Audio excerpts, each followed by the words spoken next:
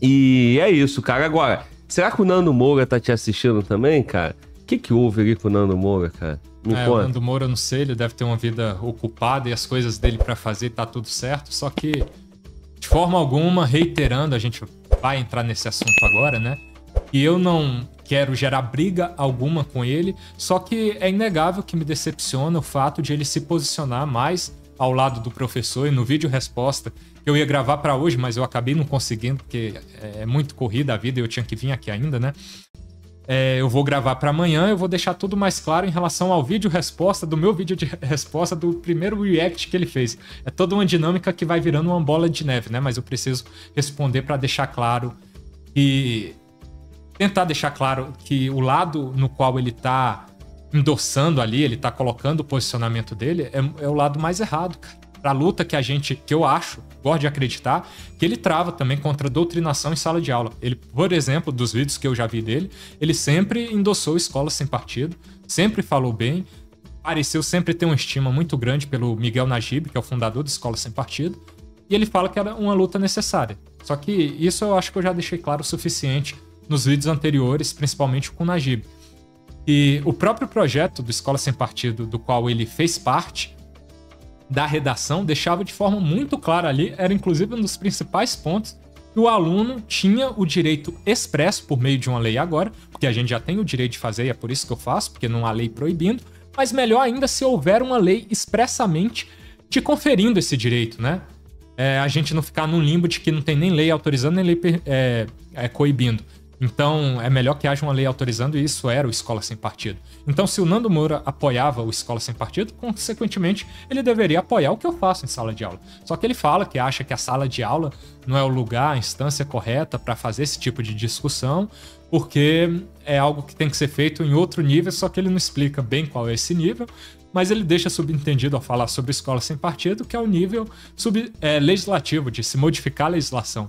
Cara, mas pra modificar com Escola Sem Partido é isso. Ele ia modificar pra te conferir ainda mais esse direito de você, o aluno, fazer fiscalização em sala de aula. Então me decepciona o fato de ele ser contra o método que eu faço, mas é uma pergunta que eu deixei pra ele no vídeo, no primeiro já que eu gravei de resposta a ele. Vou aproveitar pra deixar de novo e vou reiterar novamente no vídeo de amanhã. Nando Moura, qual que seria a sugestão, então, alternativa ao método que eu faço, mais adequada, mais ideal? Ou a gente não deveria fazer nada? Porque ele, inclusive, cita a possibilidade também, que me decepciona bastante, de a gente poder colher mais censura ainda com a lei que venha coibir diretamente a possibilidade de você usar celular em sala de aula e fazer a gravação, mas você não deveria ser contra isso se você já acha que não deve ter gravações em sala de aula, né? Então, tanto faz pra você. Mas, cara, o certo seria, então, não fazer nada? É o que se subentende dessa lógica, né? Eu prefiro fazer alguma coisa e lutar contra eventuais tentativas legislativas de não censurar ainda mais.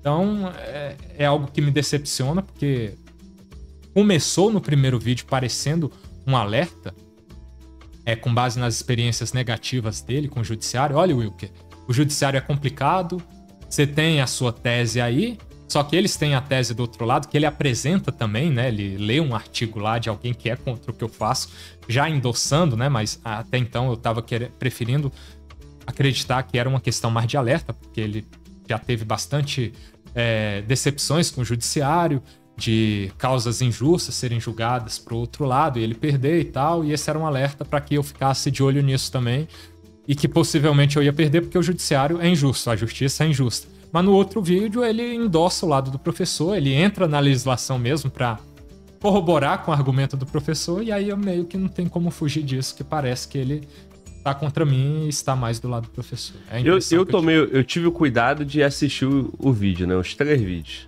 Ele fez um vídeo primeiro, você fez um vídeo resposta, e ele veio com a tréplica, né? Então, basicamente é isso. Inclusive, eu vi um comentário, o cara falou, pô, que maneiro. Agora é resposta da resposta, né? Por aí. E assim, mas ele começa te elogiando. Sim. Né? Ele começa falando que te respeita, que te admira, inclusive, né? Admira o meu trabalho. Admira o teu trabalho. Esse, né? Exato. E aí, cara, o que eu fiquei com pouco entendimento sobre a intenção, a necessidade, né? Porque o alerta poderia ter sido, então, já que admira o teu trabalho e defende a mesma causa, WhatsApp, arruma teu WhatsApp igual eu tentei arrumar o seu WhatsApp para te convidar pro podcast. Sim. Então, no fundo, cara, eu respeito o trabalho do Nando Moura também, ele tá aqui no YouTube bem antes de mim, claro, né? Bem antes da gente. Ele tem os vídeos diários ali, tem a audiência dele. Sim. E contribui, né? Quando ele coloca ali, ele explana as coisas e o pensamento dele. Claro, por isso que é a minha decepção, porque inclusive eu acho que a gente tá muito mais alinhado do que desalinhado em questão ideológica, principalmente sobre isso. Era o meu pensamento, e por isso me decepciona parecer que ele tá mais do lado do professor do que do meu nesse contexto. Então, aí, o que eu percebo ali? Ele faz vídeo diário, então você era o tema do dia, né? Então ele também não ia perder a oportunidade dele de fazer o conteúdo dele. Sim. E também ganhar, né? A sua visualização, o seu comentário, o seu engajamento, porque tanto eu te entrevistando, nós estamos produzindo conteúdo, certo? Claro, é o ganha-ganha, né? Ele também está produzindo o conteúdo dele, então que ele não se ofenda como se ele estivesse aproveitando para ganhar visualização no teu caso. Todo mundo aqui está trabalhando e produzindo conteúdo para as pessoas que têm interesse e vão assistir. Beleza? Esse é o trabalho dele diário no YouTube. Agora, a partir do momento que ele te coloca como pauta e ele está fazendo um vídeo, ele também não está fazendo contigo da mesma forma que ele está te questionando e no segundo vídeo ele diz que você está ofendendo a honra do professor, que você pode, né? Corrigindo, ele diz que você pode tomar uma investida no judiciário por você estar dedicando um vídeo ao professor e no ambiente de sala de aula, né? Então, o que fica de interpretação para mim? A questão é, você pode filmar ou não pode? Se você pode filmar, ok, né? Segundo ponto, se você ofendeu a honra do cara, você vai responder juridicamente, tem uma lei tipificada para isso e você tá no teu direito. É simples, você faz o teu vídeo e você responda no teu excesso. Da mesma forma, o Nando Moura não faz vídeo diariamente também, criticando, acusando, chamando os caras de vagabundo. Porra, o canal do Nando Moura diariamente é para falar de alguém, ou não? O Marcelo Brigadeiro faz a mesma coisa. E aí vai dedicar um vídeo para você. Então eu fiquei com pouca compreensão assim da intenção real, né? Eu acho que o que ficou mais nítido para mim é a intenção de produzir conteúdo, né? Só que em produzir conteúdo, o vídeo dele pode ser o vídeo de cabeceira também para quem vai te acusar. Aí eu não consigo identificar a proteção. Como é que tu interpreta? Eu ainda prefiro acreditar que ele não está contra mim efetivamente, porque ele não me trata, e ele tem essa postura, né, de quando considera alguém inimigo, ele trata como inimigo. Então, até o momento, ele não tem me tratado assim e não é o meu objetivo. E nós sabemos como é que é o vídeo dele quando ele trata alguém como inimigo, né? Ele diretamente ele ofende, ele xinga, ele vai fazer e ele coloca todos os adjetivos necessários e até imputação de caráter, né? No teu caso, ele não fez isso. Não. Muito pelo contrário, ele começa o primeiro vídeo dele dizendo, apesar de no outro, e hoje ele dedicou uma parte do vídeo dele, eu vou ver direito, mas alguém já comentou comigo a falar sobre mim também. Parece que ele estava mais exaltado lá. Mas ainda, pelo menos, espero que não seja o caso. Estou dizendo novamente, Nando Moura, que gosto de você, não tenho nada contra você, e só me decepciona o fato de que você deveria endossar mais o meu lado, se é para fazer algo assim, se manifestar sobre, do que o lado do professor. E aí você diz que eu estou, por meio de terceiros, inclusive, que é o meu público, você se utiliza de comentários do público, que às vezes não é nem o meu público. Você pegou comentário de gente no meu vídeo lá. Cara, qualquer pessoa comenta no vídeo de qualquer pessoa. Eu já estimulei alguém a fazer isso em relação ao professor, porque para gerar conexão entre uma conduta minha e de terceiros, tem que haver um liame subjetivo que interseccione as coisas, que interconecte as coisas. Não há isso. Então, eu tenho que ser julgado e avaliado por meio das minhas condutas, né? Então, isso é absurdo. Existe, inclusive, um princípio no direito que é muito básico em relação à intranscendência da pena. Você não transmite a pena para outras pessoas a partir de condutas de terceiros. Isso não existe. Isso é totalmente antijurídico. Da mesma forma, desculpa te interromper para complementar, da mesma forma, quando ele dedica um vídeo a alguém, tem os mesmos comentários para aquela pessoa que ele tá dedicando o vídeo para criticar. Então, não sei se ficou claro para quem tá assistindo, o que para mim ficou bem coerente é que se tu for pegar o vídeo do Nando Moura, se o Nando Moura for falar do Nego Di, não que o Nego Di não mereça todas as críticas, né? Mas... avaliando o caráter formal e não de mérito, né? Perfeito. Vão ter vários comentários aí falando, é um vagabundo mesmo, tem que ser preso, tem que apanhar, tem que... No vídeo do Nando Moura. Coisa que eu, inclusive, jamais fiz qualquer coisa parecida com um professor que me ataca de todas as coisas possíveis. Então, se no teu vídeo expõe a situação do professor, da mesma forma que ele expõe Nego Di, Felipe Neto, Marçal, no futuro Fala Glauber, qualquer pessoa que ele escolha pra falar, vão ter vários comentários no vídeo dele também, da mesma forma que surgiu no seu. Isso vincula ele à conduta tipificada como crime? Pois é. Então, em relação à impressão que eu tenho da conduta dele hoje, é que ele está mais do lado do professor nesse contexto.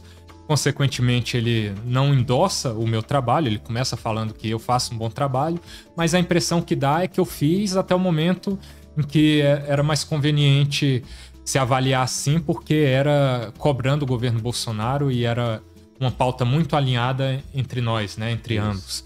Mas a partir do momento que se torna isso, a gente tá em lados opostos de considerar que, obviamente, eu considero que o que eu tô fazendo é certo com base na legislação, e ele endossa o outro lado trazendo um estudo jurídico que ele faz, apesar de, com todo respeito, Nando, você não ter o conhecimento jurídico necessário para linkar as coisas, e eu faço isso de uma forma bem compreensível, porque é para o público leigo mesmo, está assistindo, né, o meu público, qualquer um que assistir, da complexidade jurídica que eu apresento. Então, ainda assim, você insiste em rebater. Então, você se coloca mais do lado de endossar o professor, colocando, inclusive, essa crítica de que o professor, ele não está doutrinando em sala de aula, porque ele, inclusive, traz textos que falam sobre o que eu tô apontando ali, que seria a doutrinação, né?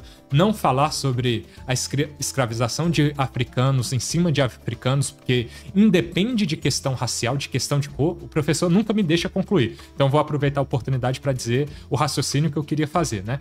Independe de questão de cor. Não é esse o cerne da escravização. É a partir de relações de poder.